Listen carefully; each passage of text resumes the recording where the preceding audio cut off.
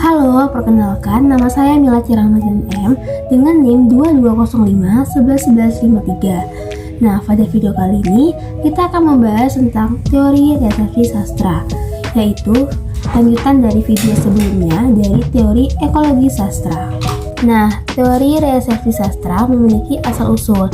Nah, asal-usul teori sebenarnya istilah resepsi sastra atau disebut juga estetika resepsi sudah tidak asing lagi bagi telinga pengamat sastra Indonesia.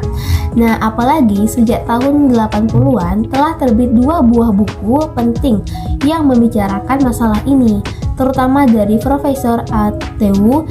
tahun 1984 dan Profesor Umar Yunus tahun 1985. Nah, adanya tanggapan pembaca terhadap karya sastra sesungguhnya juga sudah berlangsung lama dalam kehidupan sastra, baik secara lisan maupun tertulis.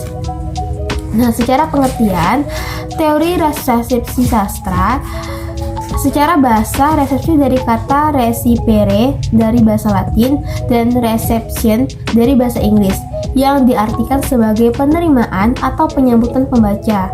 Nah, resepsi sastra berarti tanggapan pembaca terhadap karya sastra. Nah, selanjutnya ternyata metode teori resepsi sastra atau penerapan metode penelitian resepsi sastra dapat kita rumuskan dalam ketiga pendekatan.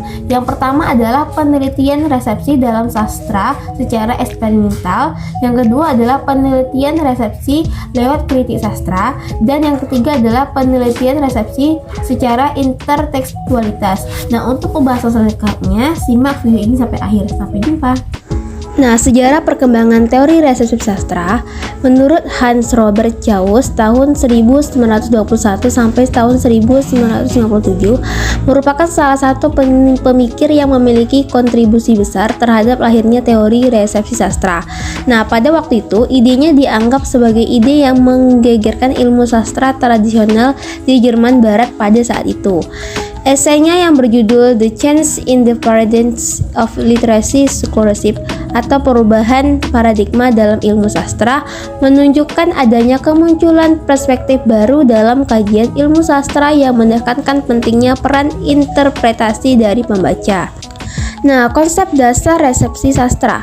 Resepsi sastra secara singkat dapat disebut sebagai aliran yang meneliti teks sastra dengan bertitik tolak pada pembaca yang memberi reaksi atau tanggapan terhadap teks itu. Pembaca selaku pemberi makna adalah variabel menurut ruang, waktu, dan golongan sosial budaya. Hal itu berarti bahwa karya sastra tidak sama pembacaan, pemahaman, dan penilaiannya sepanjang masa atau dalam seluruh golongan masyarakat tertentu. Metode resepsi sastra mendasarkan diri pada teori bahwa karya sastra itu sejak terbitnya selalu mendapat tanggapan dari pembacanya. Menurut Jauss, apresiasi pembaca pertama terhadap sebuah karya sastra akan dilanjutkan dan diperkaya melalui tanggapan-tanggapan yang lebih lanjut dari generasi ke generasi. Penelitian resepsi sastra secara eksperimental. Penelitian ini cukup rumit tidak hanya dalam memilih dan menentukan responden, praktik lapangan, pemilihan teks, tetapi juga dari segi teori, metode, dan teknik. Namun kelemahan lain dari penelitian ini menurut Tew karena hanya dapat dilakukan untuk resepsi masa kini saja, sedangkan untuk masa lampau tidak mungkin dijangkau. Penelitian resepsi lewat kritik sastra. Penelitian ini dapat dilakukan dalam dua cara, yaitu cara sinkronik dan diakronik. Secara sinkronik maksudnya meneliti resepsi sastra dalam satu kurun masa atau periode. Nah, secara diakronik dapat diteliti misalnya tanggapan pembaca terhadap sajak-sajak Chairil Anwar sepanjang sejarahnya.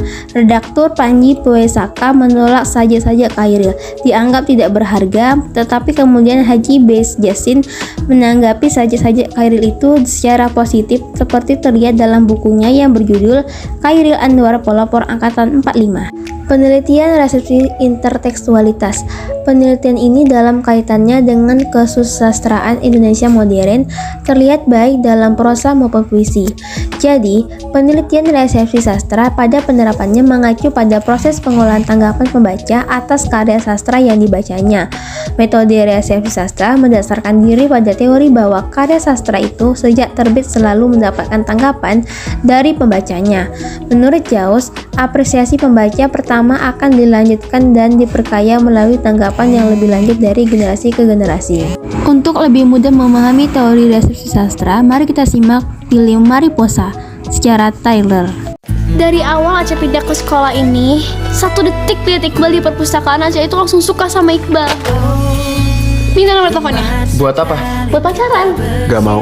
Aca itu cantik, pinter, baik, nyaris sempurna. Gue mau yang sempurna. Dia nggak mau hubungan sama lo, jadi lebih baik lo lupain Iqbal. Oke, fine aja, coba lupain Iqbal. Lupain Iqbal. Oke, lupain Iqbal. Ah, gak bisa. Malah makin nempel.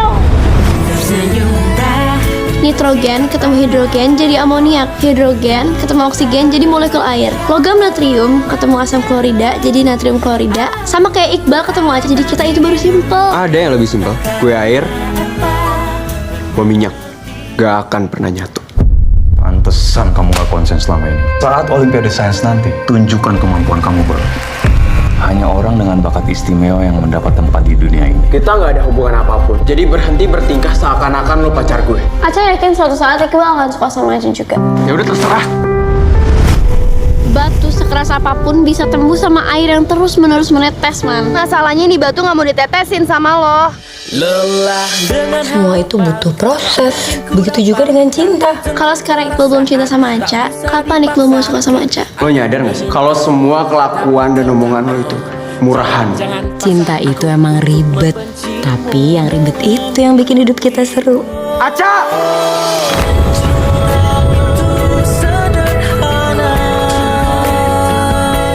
Kalau anak muda udah kenal cinta, pasti pelin-pelan sama tujuan hidupnya. Tinggalin pacar kamu, balik ke penginapan, belajar.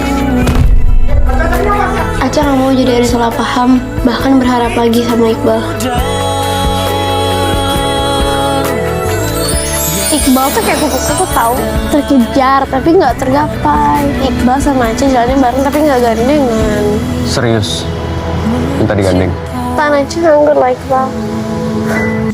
Berikut pesan dari Silva Silvi mengenai film Mariposa. Nah, ada pesan moralnya katanya. Jangan sia-siakan wanita yang udah rela kehilangan apapun demi cowok yang sangat dia sukai. Karena jika wanita itu memutuskan untuk mengakhiri perjuangannya, mendapatkan hati cowok itu, maka dia nggak akan kembali seperti dulu. Komentar yang kedua dari Dedik Christian. Pesan moral yang dapat diambil dari film ini adalah kejarlah impianmu karena tujuan lebih penting daripada harga diri. Nah, tujuan resepsi adalah meneliti tanggapan pembaca yang berbentuk interpretasi, konkretisasi, maupun kritik atas karya sastra yang dibaca. Tanggapan-tanggapan pembaca atas karya yang sastra yang dibacanya dapat dipengaruhi oleh beberapa faktor, antara lain latar belakang sosial budaya, tingkat pendidikan pembaca, tingkat pengalaman, dan usia pembaca. Nah, itulah pengertian ataupun penjelasan mengenai teori resepsi sastra. Semoga dengan adanya penjelasan ini, teman-teman lebih mudah dan memahami apa itu teori resepsi sastra. Sampai jumpa pada video berikutnya.